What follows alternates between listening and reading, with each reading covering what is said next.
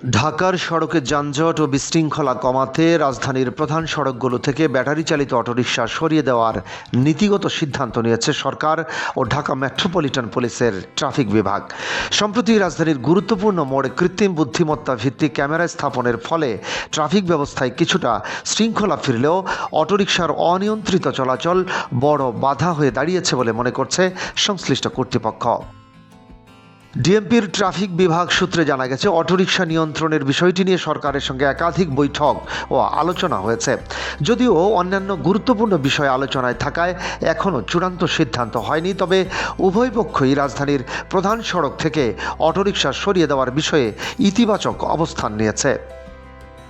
সংশ্লিষ্ট কর্মকর্তারা জানিয়েছেন, আগামী মাসে সরকারের উচ্চ পর্যায়ের সঙ্গে একটি গুরুত্বপূর্ণ বৈঠক হওয়ার কথা রয়েছে। সেখানে চূড়ান্ত সিদ্ধান্ত এলে প্রথম ধাপে ঢাকার প্রধান সড়ক থেকে অটোরিকশা সরিয়ে দেওয়া হবে। পরবর্তীতে ধাপে ধাপে পুরো রাজধানীতে এসব যানবাহনের চলাচল নিয়ন্ত্রণে আনার পরিকল্পনা রয়েছে। আগামী মাসের 15 তারিখের পর এ বিষয়ে গণবিজ্ঞপ্তিও জারি করা হতে পারে। ডিএমপির তথ্য অনুযায়ী এআই ক্যামেরা চালুর পর সিগন্যাল অমান্য, উল্টো পথে চলাচল, স্টপ লাইন ভাঙা এবং হঠাৎ লেন পরিবর্তনের মতো অপরাধ উল্লেখযোগ্যভাবে কমেছে।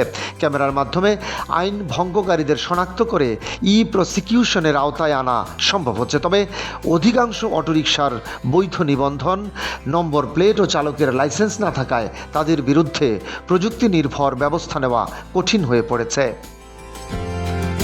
ট্রাফিক বিভাগের সংগ্রহ করা তথ্যেও দেখা গেছে, অটোরিকশার বেপরোয়া চলাচল, যত্রতত্র যাত্রী ওঠানামা এবং ট্রাফিক আইন অমান্যের প্রবণতায় তেমন পরিবর্তন আসেনি। ফলে এসব যানবাহন রাজধানীর সড়ক ব্যবস্থাপনায় বড় চ্যালেঞ্জ হয়ে দাঁড়িয়েছে।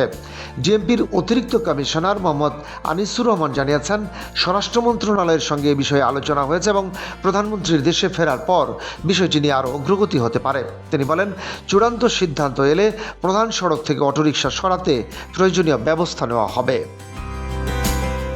ট্রাফিক কর্মকর্তাদের মতে, রাজধানীতে বিপুল সংখ্যক অটোরিকশা নিয়ন্ত্রণে পর্যাপ্ত জনবল নেই। শুধু পুলিশের অভিযান নয়, বরং সরকার, প্রশাসন ও সংশ্লিষ্ট মহলের সমন্বিত উদ্যোগের মাধ্যমেই ঢাকার প্রধান সড়কে শৃঙ্খলা ফিরিয়ে আনা সম্ভব হবে। পাশাপাশি অটোরিকশাকে ঘিরে বিভিন্ন অপরাধমূলক কর্মকাণ্ডের ঝুঁকিও বিবেচনায় নিয়ে কর্তৃপক্ষ কঠোর পদক্ষেপের পক্ষে অবস্থান নিয়েছে। ডেস্ক রিপোর্ট, বাংলাবাজার পত্রিকা।